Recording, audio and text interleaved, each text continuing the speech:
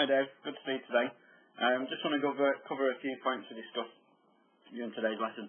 Really one of the things we maintained was with your driver we worked on setup and ball position. So we suggested that your setup was going to be the same. We're just going to move the ball position forward in the stance. So as you can see there, it's just opposite the big toe on your left foot, which is creating a ball position which we can strike on the upswing. So we're staying behind the golf ball. With your iron shots, you place the ball in the centre because you're trying to strike down into that golf ball.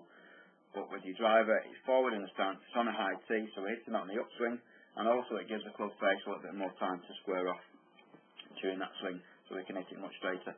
One thing we suggested with your driver was to sit the club on the floor, nice and loose, so you're not gripping the club at all, and then take your grip. So wherever the golf club's going to sit, it might look a little bit close, but that's the way the club's designed, that's the way it should sit more naturally. So any sort of twisting of the club face there will cause you to hit the ball slightly offline.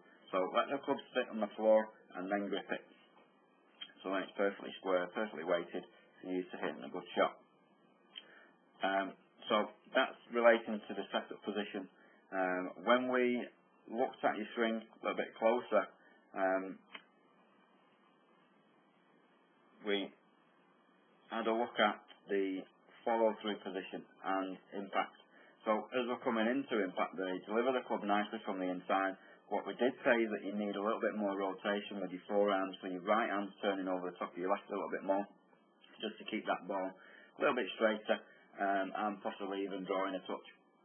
So you're changing the club face angle in relation to the swing path, and instead of push-fading the ball or pushing the ball, you're now starting to get a little bit, you're getting the club face slightly close to your swing path and getting a little bit of draw spin on there. So again, looking at the follow-through position, we suggested that you needed to maintain the extension with your arms. So at the moment you can see as you're approaching impact, your left arm there is nicely extended. Right arm's got a little bit of bend in there, but that's going to continue to extend as you approach impact. As you're approaching impact, right arm's still got a slight bend in there. And also your left elbow is now collapsing and working backwards. As we continue that a little bit further forward, and we can see that your right arm still bent and your left elbow is now behind you somewhere. Okay, so looking at that position, ideally what we're looking for there is your right arm nicely extended, the club to be on an L shape, or you've got full rotation of your arms with full 90 degrees of wrist cock on the way through. That's maintaining the extension.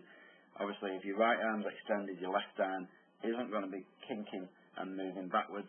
We want that left elbow to rotate and stay tucked into your body, so maintaining positions like they are on the backswing. So if we have another quick look at one from down the line,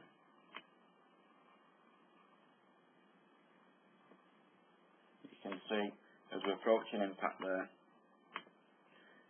as the club comes into the ball from a nice inside position, just slightly under rotated there, the ball starting a little bit to the right, but then as your left elbow starts to collapse and be pulled backwards, that's just pulling the club to the left a little bit too quickly. So if you get your club face square to your target, then that pulling action of your left elbow, or the movement of your left elbow bending and coming backwards, is pulling the club on the inside, creating the fade spin that you're getting. So even the good shots that you're hitting that start fairly straight have still got a little bit of fade spin on them. So if we can keep those arms extended, with your right arm rotating fully over the top of your left, trying to keep that left elbow tucked in slightly, you'll get much better results with the club travelling down your target line much more, and you'll have less fade spin. So just a quick example of your swing with Luke Donald. In here somewhere, driver, just down the line. Okay, so we're looking at Luke Donald on the way back. So he's got, on the way back, he's got straight left arm, right elbow stays tucked in. On the way through, coming from a nice inside position, and then as he's rotating his arms on the way through, again, his left elbow, his right arm stays extended, and his left elbow stays tucked in because you can't see them, as your left elbow just pops out there at the side. So just keep working on those drills I gave you. If you've got any problems, give us a call, but I'll see you again very soon.